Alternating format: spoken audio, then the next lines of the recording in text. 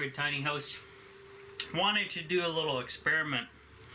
I want to test the pH level of my rain harvested water, just for something to look at. Basically, I'm interested to see what kind of pH level is in our rain.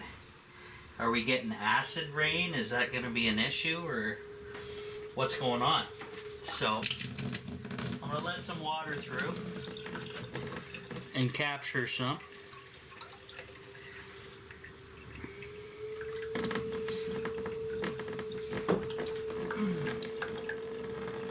Close that off. So we got some water now here, and I shut the tank off. It's just getting it's empties all the lines out, which is nice. That way you don't have a mess later on. So I'll put the pot down here, and what we're gonna do is we're gonna insert that. Let's see if we can get a reading. So the pH is 8.6, it looks like. It's bouncing up and down. 843. It's 21 degrees Celsius, the water. So the pH is in the high. Normally your body wants around 7. But it looks like we're getting a little bit of a stronger reading there. Though it could be just calibrating. It is dropping down to, and I have the entire thing in the water, as you can see here. So it is dropping down. It's checking the pH level. So that's a good thing. We're getting back into the normal numbers that you want to see. Around 7 is good. So I'm gonna. It's continuing to drop, but I'm assuming that everything's okay. Anything above 8, I'd be concerned about.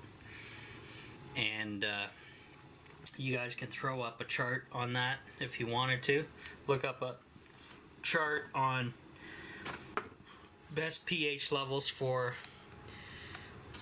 the body, and for if you have fish in an aquarium, like an aquaponics setup. Kind of important to know, right? So there we go, guys. Tested the rainwater. I could have left the meter in.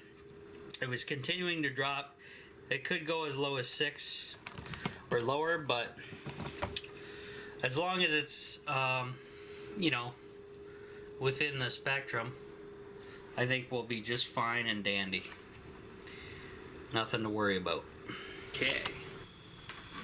So after replacing the rechargeable batteries, which is nice because they were sitting ready, fully charged in the solar. So I just swapped the batteries out.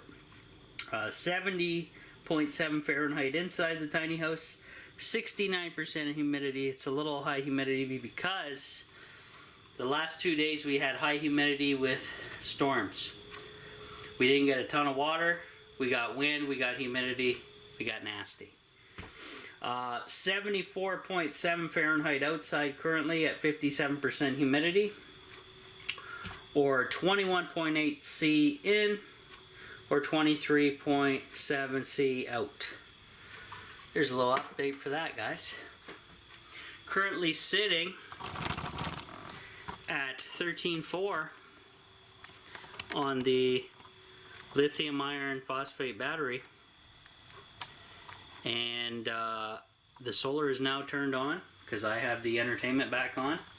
I forgot my little soundbar speaker, USB speaker. I left it on, so the battery definitely needs recharging. That's a big oopsie, but whatever, it will charge up. the wind turbine's running. We have a decent enough breeze for it to be running and putting a charge into those batteries, which is good. And I'm just gonna watch and maintain that. Also, I brought lunch today. So I got some water, I got a Verner's, and for dessert,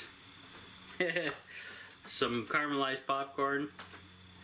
But the main course, a nice veggie tray I made up.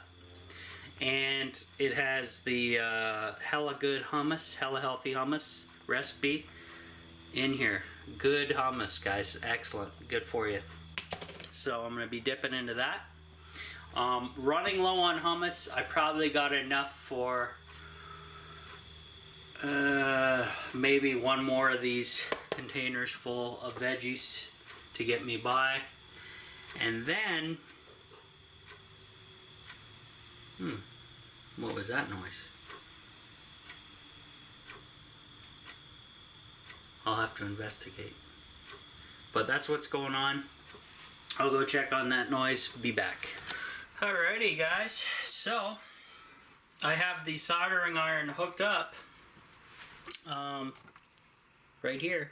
I got it hooked up to the inverter, running it off the pure sine wave inverter, and through the lithium iron phosphate battery. So I'm gonna let this warm up. I got this joint here failed my crappy soldering job. And just a warning, guys, if you're good at soldering, please shut off this video now unless you want to watch some comedy. We're only down to 13 volts, which is pretty good on an overcast day, I would assume. So what I'm gonna do is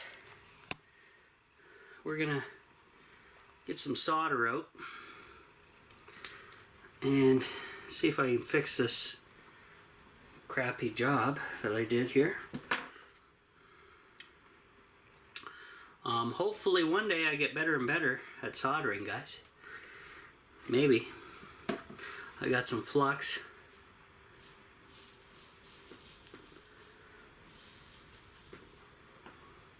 We'll get some flux on the area. We'll get some flux on the wire.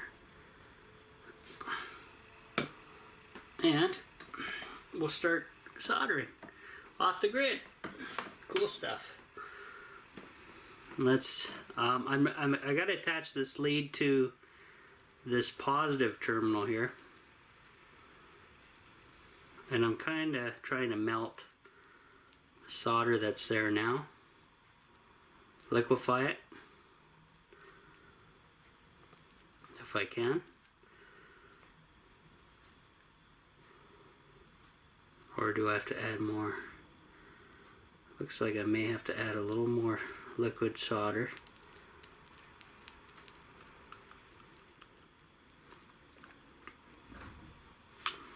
And what I'm going to do is hopefully, come on.